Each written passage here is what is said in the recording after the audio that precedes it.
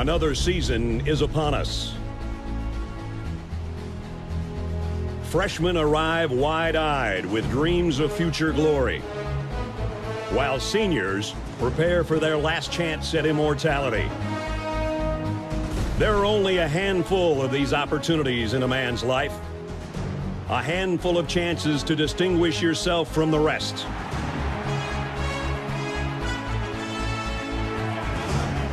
It's on these fields where history is made, where legends begin and heroes triumph. Traditions tell the story of what you represent, of those that forge the legacy you uphold. When you come charging out of the tunnel, 100,000 people will be watching your every move. How you respond to that pressure is what defines you. These are the moments that reveal your toughness, your determination, and your pride. The Roughnecks on the Sooner Schooner. Ralphie charging out of the gate. And Chief Osceola planting his spear.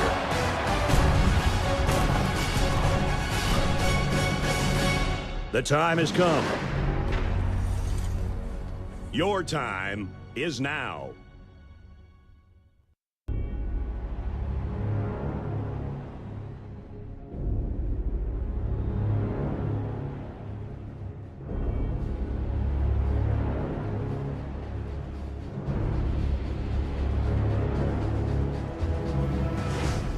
Another season. So even though in many parts of the country right now, we are experiencing colds like have never been experienced before, that still doesn't mean that we are absolutely cold on this college football coverage, because hot off the press, you guys have burning questions. And as the man of the people here tonight, alongside my co-host, Colton from O&O Sports, as well as my right-hand man, Reed Napper.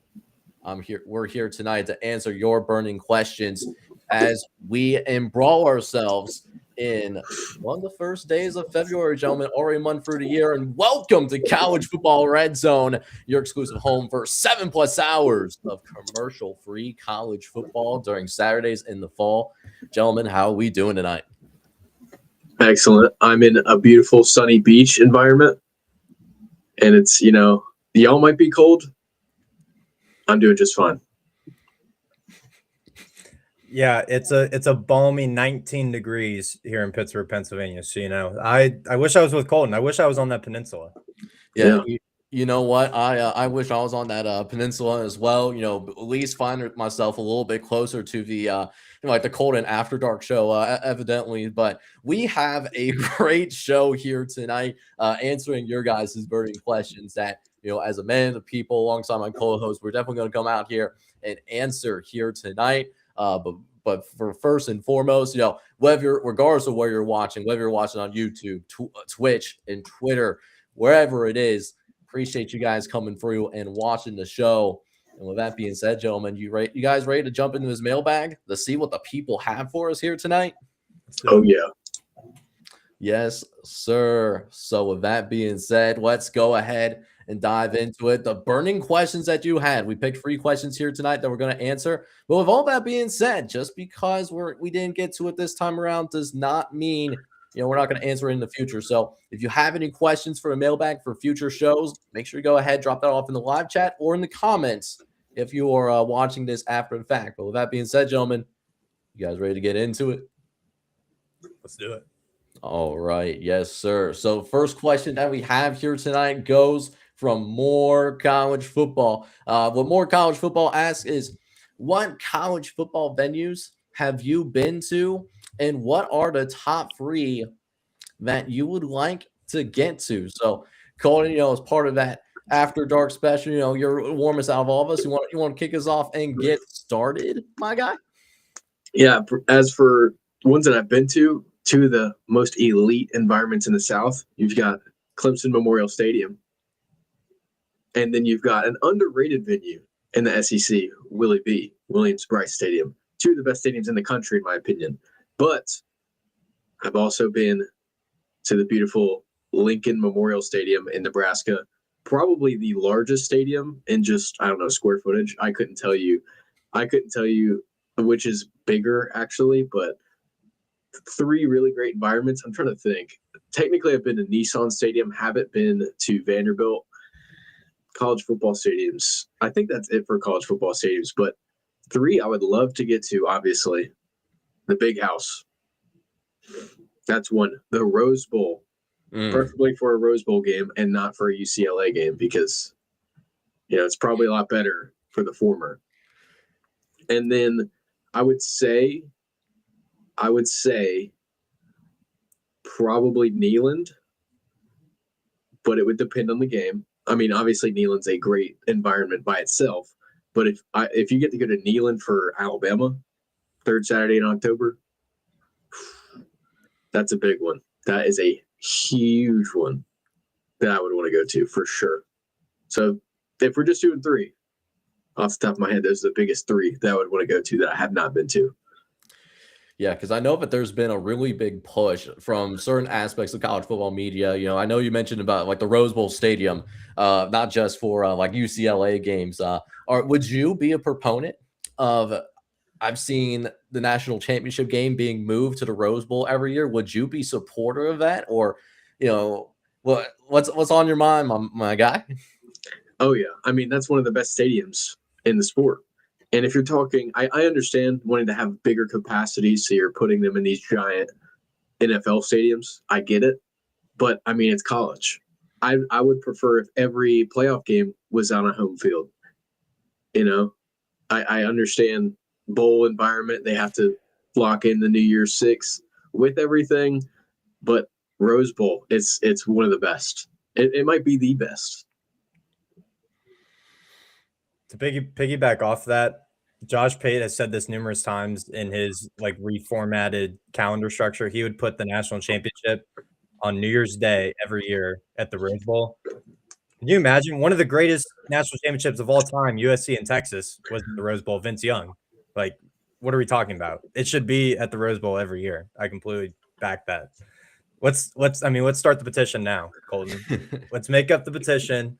We'll get it started. It will go viral at some point because who doesn't love the Rose Bowl? I don't have paper. I don't have paper around me. No, you make a digital one. Petition.org. Okay.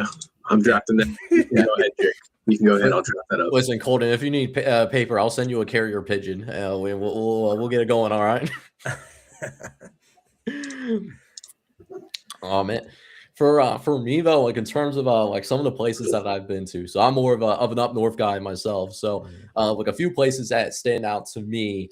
So I've like been to, of course, like the Horseshoe at Ohio State. I remember vividly watching Tate Martell go off against Rutgers after Ohio State has already begun the splattering on Rutgers, and I thought to myself, at least like the young college version of me, thinking to myself, hey.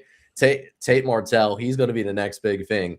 That, in retrospect, probably one of the worst sports Tates that I had, but I do remember that specific game, watching like Ohio State and Rutgers with some of my best friends who ended up like being in my wedding. And then another stadium that I went to that I think is a little bit of an underrated venue. I've been to Nippert Stadium in Cincinnati. Shout out to the Cincinnati Bearcats. One of the core memories that I have as a college football fan, and this was when both my older sister and my younger brother, they were in the Cincinnati marching band during this time.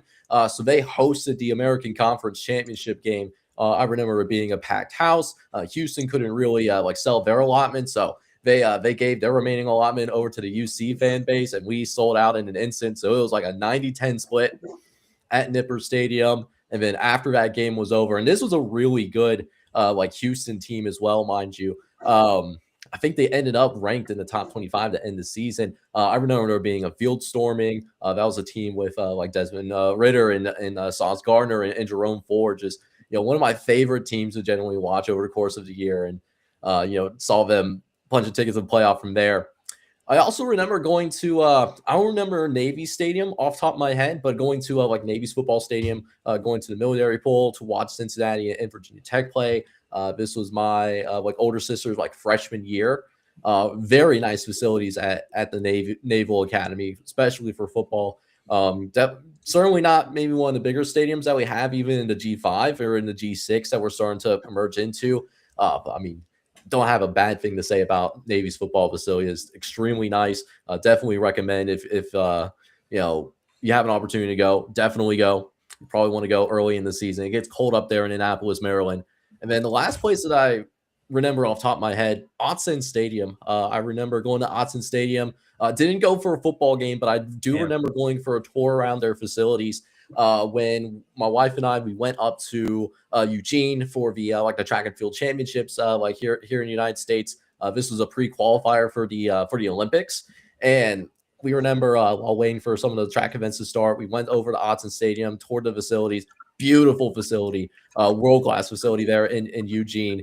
And I mean, I can't think of any just an incredible place. And it's built on a hill too, which is, you can get your workout in as well. Now, as for the free places that I would personally want to go to, so for me, I'm mixing between the traditions as well as meeting people, because you could have as big of a stadium as you want.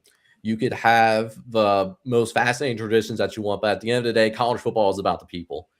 And I don't get much of a chance to talk about the G5, but I'm a G5 guy at heart. So a couple of places from the G5 that I would love to visit. More so maybe because of the people, like I said, the venue, UMass. UMass, maybe on the surface, maybe not the most enticing looking stadium. Maybe it looks like a slightly better version of Welcome Stadium here in Dayton, Ohio. But the people are absolutely incredible. I'm someone that doesn't usually get into beef with other fan bases, but the UMass fan base, genuinely one of the nicest fan bases that I've ever came across. Don't think I've ever had a terrible interaction with a UMass fan, and particularly shout out to the Cursive View. The Cursive View, not only a tremendous follow for UMass football, but probably one of the best follows in the the entirety of the G5 and G6. They do incredible work over there. So definitely, I just love interacting with people at the end of the day. So UMass is up there for me. Campbell Fetter just mentioned it, and I was about to get there myself. Kennesaw State, one of the smallest stadiums in the FBS. Actually, it is the smallest stadium in the FBS, but at the same time, Kennesaw is on the rise, man. They just won the Conference USA title in their second year. They were very close prior to the bowl game to entering my top 25. They were in my pool of teams. So, I'm also a really big fan of the sidelines Kennesaw State account.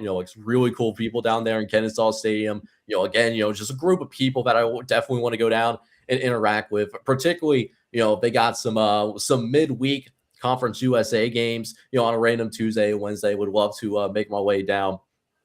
And then the other place, I'm very fascinated by Virginia Tech. I want to go primarily for the purpose of experiencing the Enter Sandman in Blacksburg, Virginia. I mean, that always takes my breath away every time I've seen that, and it just makes me hope that I really hope that Virginia Tech is good again sooner rather than later, because that stadium is rocking, even in the midst of Virginia Tech having one of their worst seasons in program history, and yet that fan base still shows up. So if I ever got a chance to see Enter Sandman, that's something I would love to do too. I can say I haven't personally been to Virginia Tech, but I had a lot of friends from high school go to Virginia Tech. So obviously I've seen videos and stuff like that. It was crazy at Lane Stadium. For me personally, stadiums that I've been to, obviously Penn State, as a Penn State guy, been to numerous games at Beaver Stadium. Now West Shore home field at Beaver Stadium. I digress. Other ones, I've been to Navy Stadium, Navy Marine Corps Memorial Stadium in Annapolis. Very underrated stadium because the midshipmen know how to get down. Not party-wise, for a school. I'm just mean the environment that they give for a student section is unbelievable. And then the walk-on before the game of all the midshipmen is amazing. Definitely a great tradition. I've been to the Big House. I watched Penn State play the Big House against Michigan. We got rocked that game, but it was still an unbelievable experience. What else have I been to? I've been to the Army Navy game a few times. one in Baltimore and one in, I want to say it was, DC, the Commander Stadium. So been to the Army Navy game. That's also, if you ever get the chance, highly recommend it. It's America's game. It just, you literally get chills before the game because of all the pageantry. They do the tradition where they trade cadets and midshipmen, because like 7 of them like do a semester at the other school, and then they trade before the game, and then the national anthem and everything like that, then the flyover. Like it's unbelievable. Highly recommend it if you get a chance to do that. For stadiums that I want to go to, totally up there with Colton and the Rose Bowl. I think just for the aura of it, if you have to put it that way, like just the Rose Bowl is insane. Tiger Stadium in Baton Rouge, specifically for a night game, arguably, some would say, the best environment in college football. Have to experience it for myself to really, prove that, what else would I put up there in my top 3? Probably one of the Western schools. So like Washington, you always hear that Washington's a great environment right there on the lake or river. I can't remember, but it's on the water. It's right there. So they do sailgating. They tailgate on boats. It looks awesome. I've like been. Me. Yeah. I just got off a tailgate on a boat. Oh, okay. Yeah. Oh, word. What game are you going to? You cut out. What was that? Definitely Washington's on my bucket list. I feel like an underrated one is, to me, Boise State.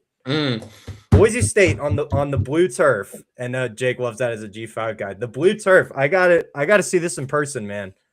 Apparently they know how to tailgate too. So another blue turf that I haven't been to, but I want to go to, Conway here in South Carolina, the Chanticleers of Coastal Carolina. That's one that I do want to go to. On the teal. Mm-hmm. Well, yeah, not blue, but blue and green. It's a shade of blue, depending on how you look at it. Yeah. And I also forgot to mention that I have been to Maryland. And if you have been to Maryland, Reed can probably attest. There's a reason I forgot about it. It's not a great environment. Yeah, I don't even know how I completely forgot to mention that. I literally got field access there last year. So anyway, Maryland, the game day vibe was okay. They were hosting Washington. It's, think of rural DC, because it's not too far away from DC. It's basically a suburb of DC. So it's very built up around it. There's not much there was tailgating going on, but it's nothing insane and crazy. So Maryland was all right. Tiger Stadium at night, the Rose Bowl for sure, and then probably Boise State and Washington are up there for me. I want to go experience those Western schools for sure. And then also I feel like we don't talk about rivalry games, especially Oklahoma, Texas, Red River Shootout. That's insane because they split that stadium right down the middle. And I feel like that's an electric environment, especially a few years back when Oklahoma won it on the last play of the game. That would be insane. If you're talking West Coast, Apple Cup. Yes. That's another big one. But they play that in Seattle now. They're right. They got to do home and home. They got to go back to home and home. Speaking of, they didn't schedule this year again, did they? I don't think they were on Washington's schedule. I can't remember off the top of my head. You know what? I should know this because I literally looked at every Power 4 schedule the other day. But no, so Washington State is on the schedule for Washington. Okay. It's is an opening matchup, but it is happening in Seattle. It is at least for this year. Was it Oregon and Oregon State that are playing? Yeah, it's Oregon and Oregon State because I'm looking at their 2027 schedule because, what else are we going to do, while we're waiting for football to come back. So Washington State, they're still doing a home and home, actually. So, that crisis is averted, on that front. Shout out. Shout out the Apple keep Cup. it Great. together. We gotta keep Shout, it's slipping. shout, It's shout out slipping the out of Apple our Cup. hands. Great rivalry name, the Apple Cup. The sport's slipping away from us. It's going corporate. We gotta keep it. We gotta keep the Apple Cup. The It's game's the Apple gone. Cup. The game's gone. Yeah, it just goes to show just how many like incredible environments there are, because I know that there's some other things I haven't even got a chance to name. I think another like underrated one before I move on to the next question. UTEP, just the mountains backdrop for UTEP is absolutely incredible, especially like for the presentation of the Sun Bowl. BYU and Utah have to be up there too. So there's so many good environments. When Moore said, top three, I wish he would have mentioned a lot more than just top three. Isn't UTEP Stadium like literally on the border to Mexico? Yeah. I mean, I know El Paso is, but literally the stadium is like right there. You walk 5 feet away and you're in Mexico. I don't know. I mean, I know it's right on the border though. Because I know El Paso is, but like stadium location wise, that'd be cool though. 10 steps south of the Alamo. All right, so the Sun Bowl, so those mountains that are like in the backdrop, like if you cross those mountains, you are in Mexico, believe it or not. So Another one, if we're talking scenic, and another one also in the Great Carolinas. Boone. What is the name of it? Is it? It's not Bobby Dodd, is it? That's a different one. You're thinking of App State? Yes. What is the name of their stadium though? I forget. Is it Bobby Dodd, or am I thinking of the wrong thing? Kid Brewer Stadium. Kid Brewer. That's what it is. What am I? Bobby Dodd. Bobby Dodd is a stadium though. Bobby Dodd is Georgia Tech. Close. Yeah. Close. But yes, Kid Brewer. And I looked at tickets there last year, and it was like $300. And I was like, you see, I don't know if I want to go there that bad. At App State? Yeah. Well, it's because I think they have limited seating, and like all of their good games, like Liberty is their big game every year. It's like also because I went to a camp there actually. I went to a high school camp there. James Madison Stadium for a G5 team is unbelievable. It's not in the best location. It's right off the highway. I forget which highway it is, but it's literally right off the highway. But still, for a G5 team to have a stadium of that capacity, and they're about to undergo renovation to expand it. Like, props to JMU, bro. Like, they're on the come up for real. Yeah, it just goes to show with just a number of incredible environments and just environments in general. Like we just might have to do a tier maker of all the FBS teams. Like in terms of like environments. That might be something for a future show. We'll have to wait and see on that. We could probably go all night, but we have multiple questions that we still need to answer. But in the meantime, if you guys are enjoying the show and if you have something for the mailbag for future show, definitely leave it for us either in the live chat or in the like in the comments down below if you're watching this back. But man, like in the meantime, incredible show, incredible audience that we have. Hold on, Jake. Hold on. Everyone that is watching right now, go to the College Football Red Zone YouTube channel. This man is still 2 subscribers away. We haven't had a show since Thursday, and this man is still 2 subscribers away. Like, what are you doing? 2. Just go steal your mom or dad's phone, go to the YouTube channel, and hit subscribe for the guy. All right? He needs 2 more to 200. Yes. Yeah. Appreciate that, Reed. With that being said, boys, this one, I didn't even directly see like in the mailbag, I don't think, but it was a question that I saw on Twitter, and I thought it was so fascinating. I definitely wanted to take some time to talk about it. So this was posed by College Football Zone earlier this week. And it was, if someone was brand new to college football, and you needed a team to like, and you had to recommend a good team that would be fun to follow, but not a team so good they'll be considered a bandwagon fan, who would you guys recommend? Ree, what say you? What's on your mind, big guy? So kind of similar to me wanting to go experience their stadium in a game there. It's Boise State, at least for a G5 team. You'd have to think their recent success at the G5 level. They made the playoff 2 years ago with one of the best players in recent memory in college football, Ashton Genty, and just their historical relevance to the sport, at least in the last, 10, 15 years.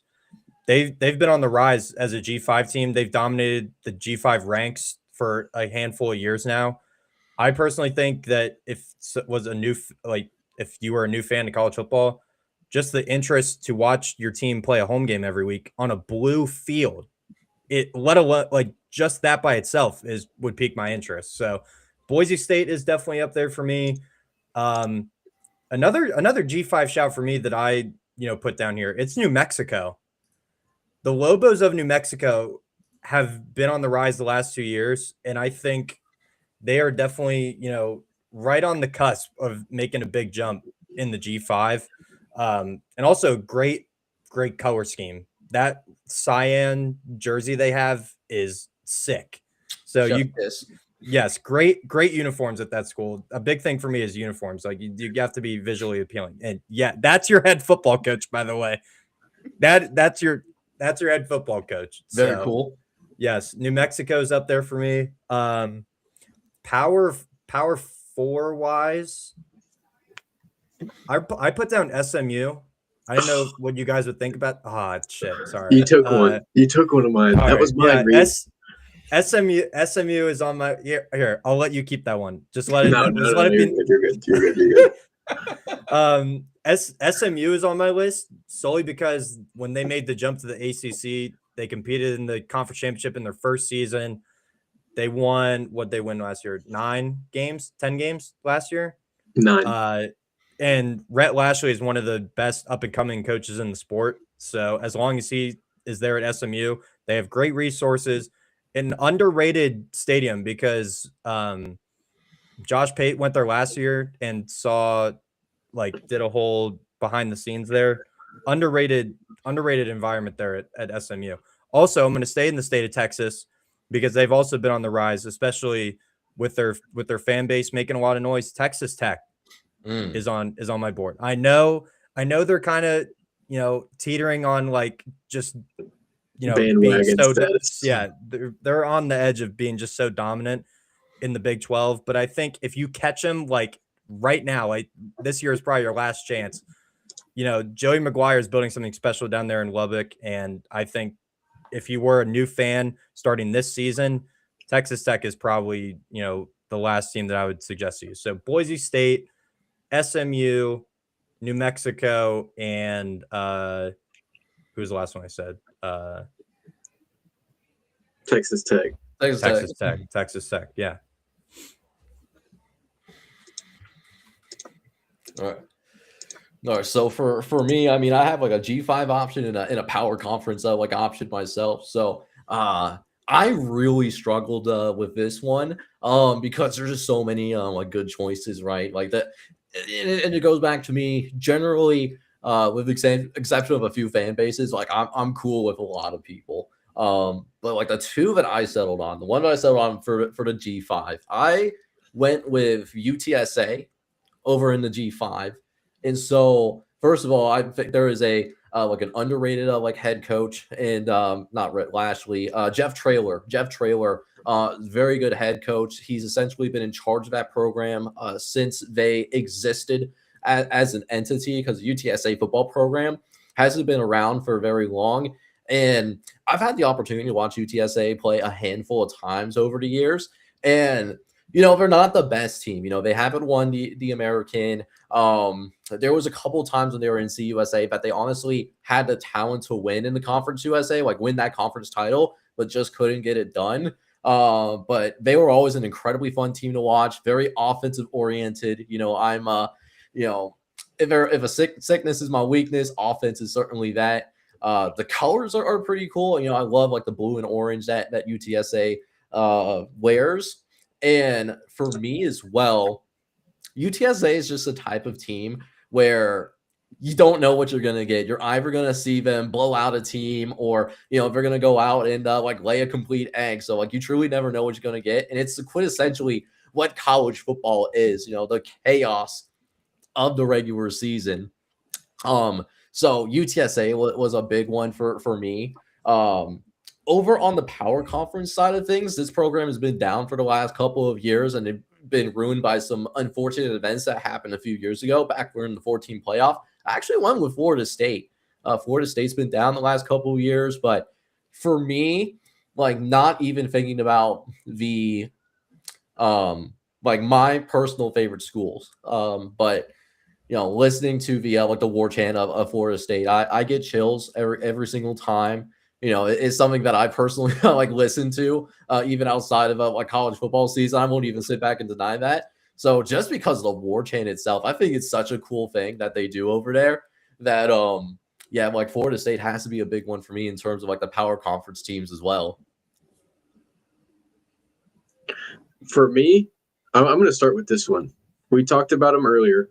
Not a great atmosphere. When I came up with my list, I thought of a few things: atmosphere, fan base, obviously team quality, and location in general, because who wouldn't want to just visit the city or the town of the team they like? So since you talked about the war chant, I'm going to start with Kennesaw State. And you might be wondering how these things connect. But Kennesaw State is in a great location. They have a great head coach who seems to be leading them probably as one of the best teams in all of the group of five in the coming years. And they're in the greater Atlanta area. And if you want to do the war chant and you don't have to cheer for garbage Florida State, you can just hit a Braves game, and they do that there too. So that's the first one. The second one, I would say, really, you could go with any kind of middle of the pack SEC team because it's still an SEC atmosphere. You're still getting that quality game day experience pretty much anywhere you go. South Carolina, I would say Tennessee is definitely upper tier. And that's a team that, if you're talking about investing as an actual fan of the team, definitely they're going to be up there every year. And they have a huge fan base. So you can be like, my cousin, his grandma's uncle went to Tennessee. So that's why I'm a fan. So you can come up with, they got fans all over the world, huge fan base. So there's no problem there. And they're just good enough to where, there's a chance they could do something every year. Really, any middle of the road SEC team. If you're talking up and comers, Auburn. You've got teams like Oklahoma State, who have been down for a very long time, but have that kind of sleeping giant vibe to them, while also being, Stillwater isn't like a crazy cool town, but still great fan base. From what I can tell, I don't interact with a lot of Oklahoma State, so I couldn't say for certain. It might be terrible. Who knows?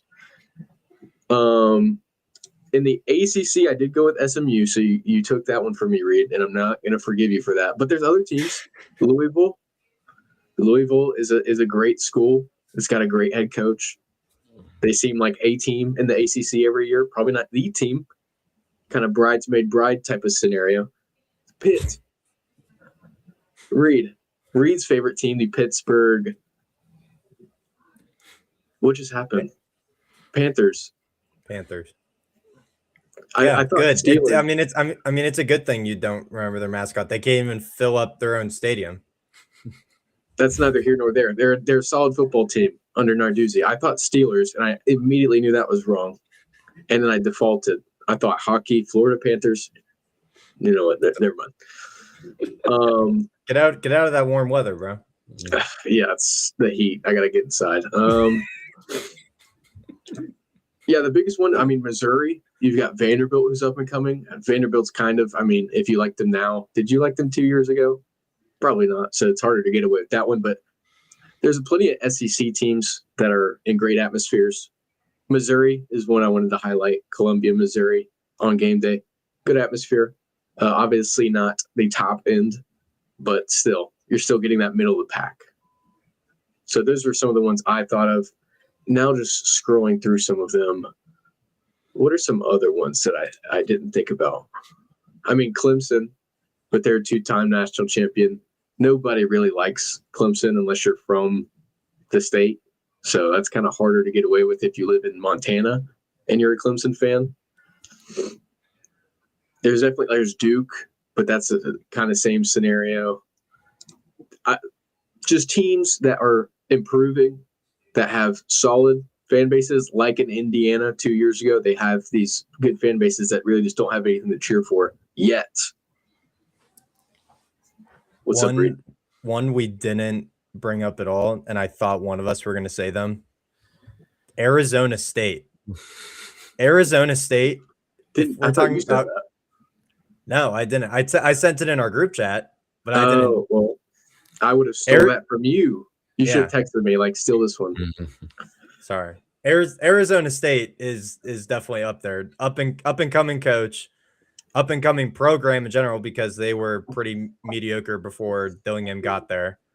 Great area in Tempe. Great. The fan base has grown to like into Dillingham too. So they're definitely on the rise for sure.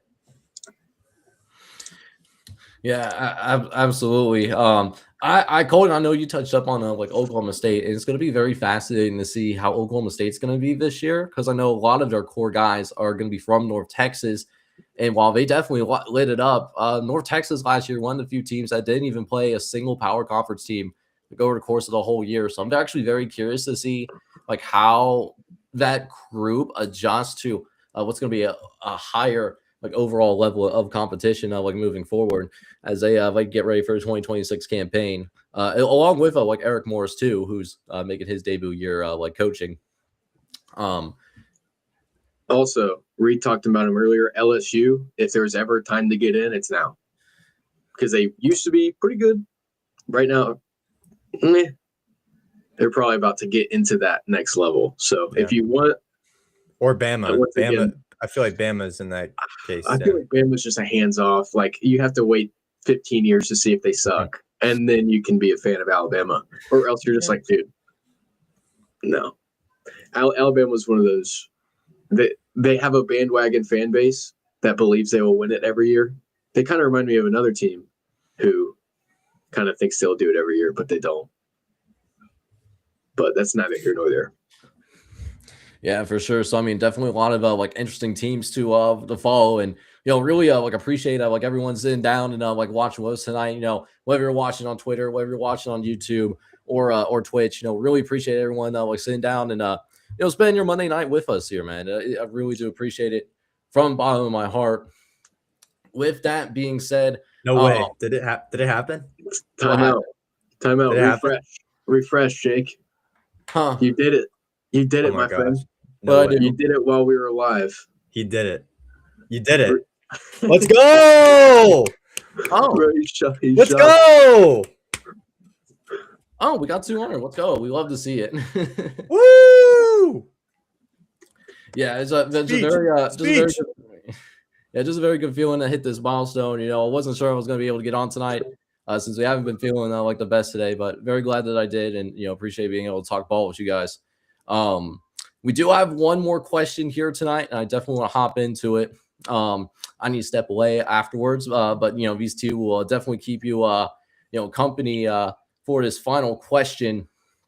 So the final question that I have is, would love to hear why everyone is so passionate about college football, and basically what chose them to push to be in college football media.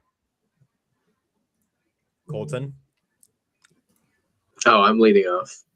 Yeah, I'm leading off. Well, I've always liked college football.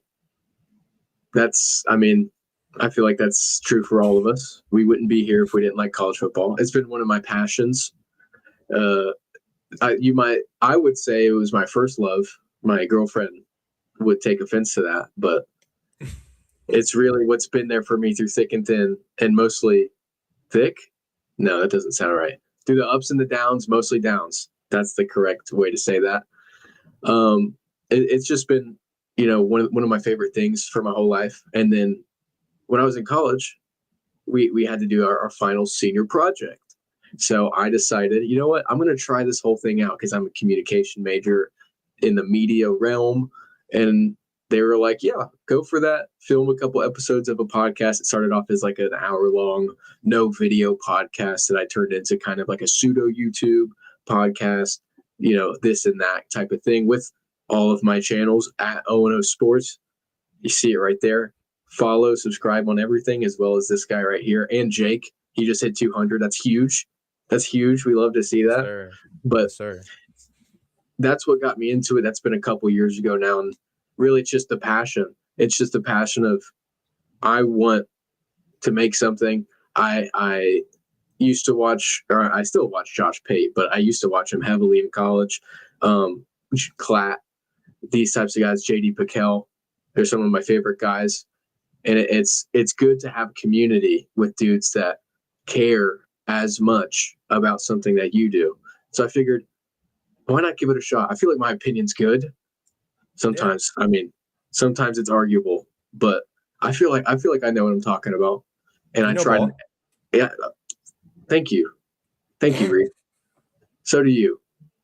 Thank But you. just trying to figure out ways to get ahead of the curve. I built a robot, quote unquote. It's not AI. It is all actual statistic based that has been somewhat successful. That's just the type of guy I am. I love spreadsheets. So I fill out a ton of spreadsheets and input a lot of things. Excel, shout out Excel. I wouldn't be here today without Excel. That just shout out to Todd. Shout out to Todd. Shout out to Todd. I mean, he's still with us. He's just in hibernation, deep hibernation for the next 8 months. Have to turn the AI off. I wish I could. Yeah, I wish I could be in a deep hibernation for the next 8 months without college football too. So I would consider him lucky. But that's kind of my story. That's kind of how I got here. For sure. I mean, for me personally, it was one because I played college football. Now it was D3. It's nothing on the level of the college football we talk about here. But just the passion from playing the sport for one, and what really, sparked my interest in wanting to, pursue talking about it and make a podcast and, produce content about it was in the middle of the 2024 season. I can't remember which week, but it was in the middle of the 2024 season, and I started listening to Josh Pate. Now I knew of him from like Twitter clips and Instagram clips and stuff like that, but I never like actually watched his show. But I started watching his show like every week, every time he had a live show, I was watching it. So, and I thought, we have these conversations with our friends sitting on the couch every Saturday watching college football. Like that was me in college, at least when I got the chance. Saturday nights, we're sitting on the couch, having a few brews and watching college football, like just chatting it up with your friends. So that's what really sparked my interest once I started watching Pate. And it's actually funny that we got this question tonight because as of today is my 1 year anniversary since starting to make content. So I think I've done pretty well for myself. Milestones. I think I've done night. For sure. I think I've done pretty well for myself in 1 year of producing content about college football.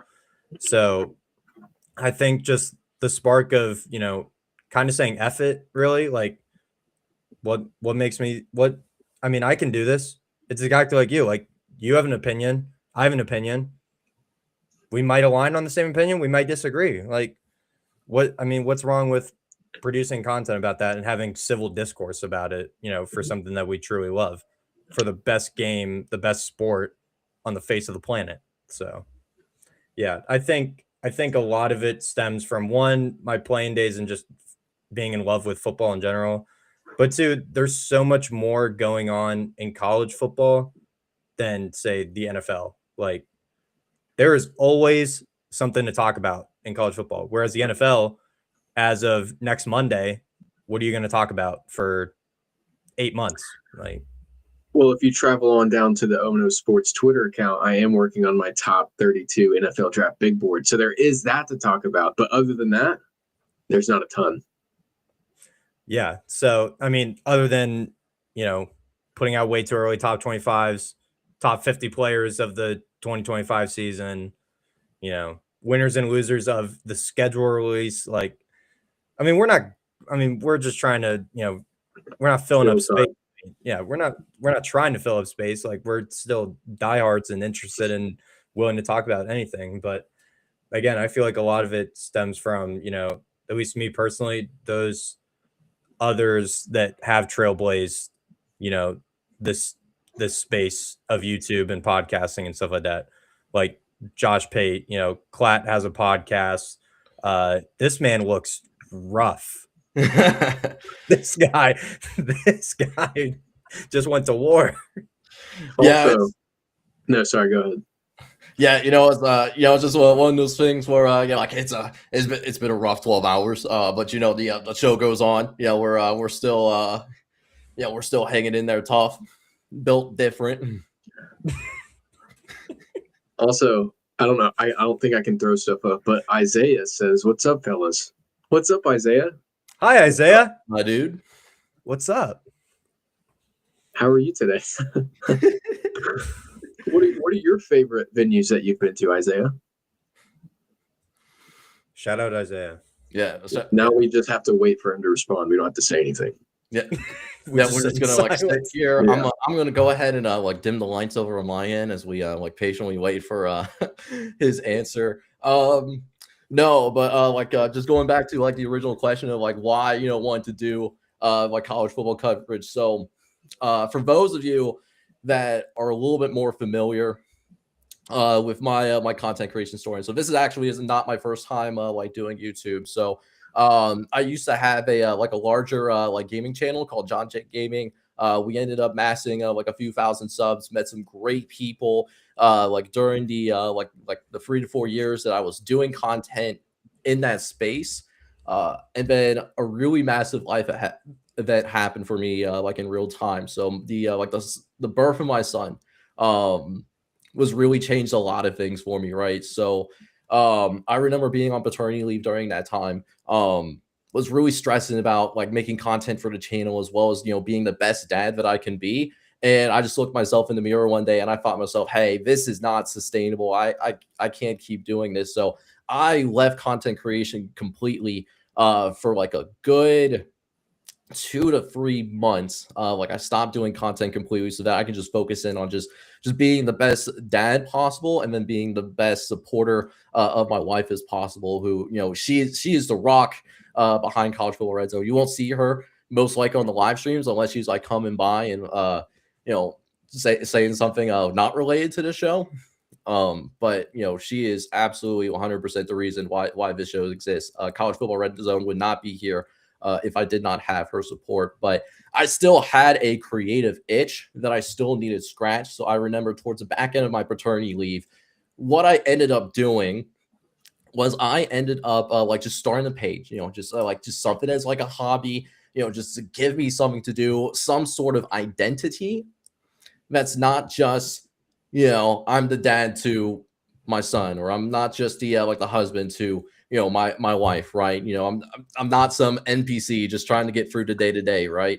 And then secondarily, I also looked around and there were multiple people calling for, man, it would be really awesome if we had a college version of NFL Red Zone. But then I look around in our space and all the content that you see here, whether it's Twitter, whether it's on YouTube, or whether it's wherever you get your college football content, nobody was even trying to do that. And I thought to myself, well, why is that? Why is that the case? So, I looked in the mirror yet again, and I just asked myself one question: why not me? And so that's how College Football Red Zone was born. We had a solid debut year, and and that was just with me, and having like awesome guys like a Colden and like a Reed, like coming into the fold as well. Is Saturdays in the fall are going to look the same here on the channel for those of you that were curious about that, but bringing these guys in and just talking ball over the course of the week, that's what's going to get enhanced. What you see here on Sunday through Friday, right? That's why I'm so excited, to have some awesome people. And we had another person that was going to come on tonight, but he had some things come up too. Hopefully you guys see him on the Thursday live show. But yeah, that was really my big reason. I was just looking to be different and be unique. Amen, Why not brother. us? Why not us? Why not us? Why not us? Exactly.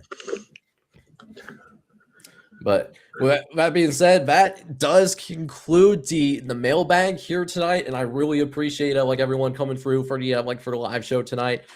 Before we sign off, Reed, Colin, you guys have any final thoughts before we we sign off on this beautiful Monday night? Reed, go first. Hold on. Oh no. Oh no.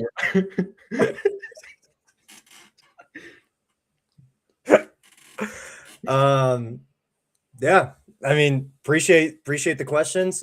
Make sure to send in questions in the comments of this video, on Twitter, any social media platform. We're on pretty much everything. So any questions you guys, want us to answer, anything college football, life, dad advice, shoot us anything.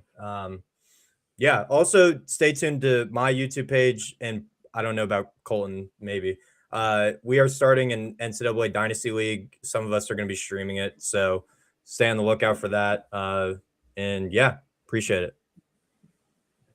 Now, what is this? I just have one thing to say. Oh boy. No. Oh god.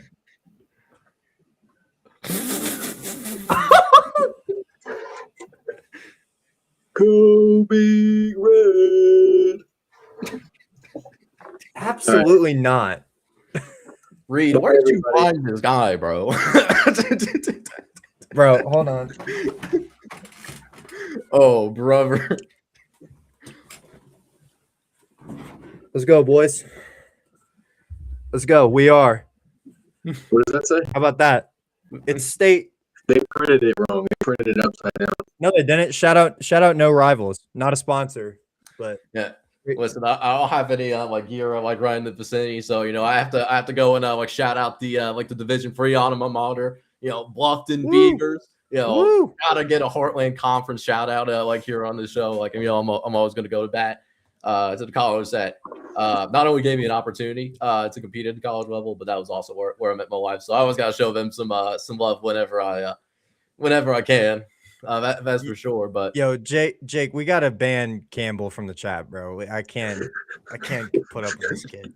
I can't do it. No, so you have to 1v1 him in EA college football, and if you win, we can ban him. But if not, I got the sticks ready to go. Yeah, if he wins, though, I'm going to mute you at the most inconvenient times possible.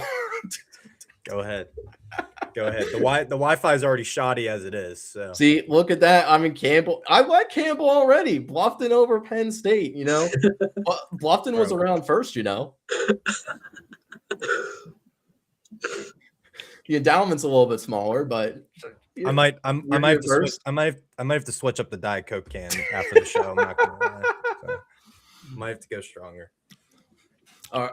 But all right, boys, this is your host, Jake of College Football Red Zone, joined by my co-hosts, Colton and Reed. Again, really appreciate you guys coming through and enjoying us here on a Monday night in the middle of this non-football playing season. I mean, seeing all you guys in here, that's just a testament that even though there isn't any games going on, college football can be talked about and the presence can be felt all year long. So with that, I'm Jake, your main host, alongside Reed and Colin. Hopefully you guys are all out there having a good night. Take care, everybody. Go Big Red. Go Big Red.